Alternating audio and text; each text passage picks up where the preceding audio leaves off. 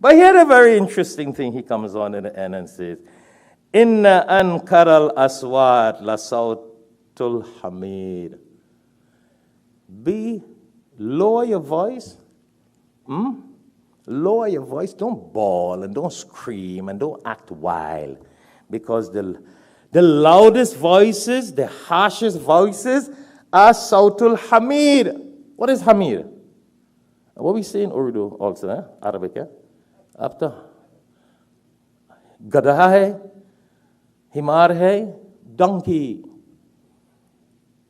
He says the people who don't control their voices and they're talking to their wives and their children and their neighbors and their co-workers and their workers and they shout and they're loud and they act so stupid, well, they're beyond stupid.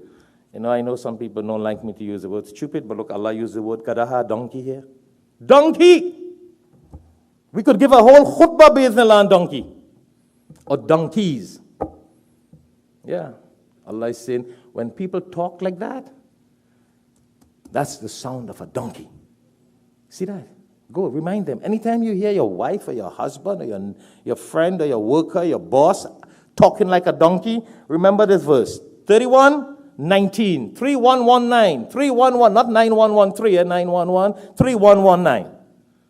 And you just point them to that verse and they will know what you're talking about. They go check the Quran and they'll see they were acting.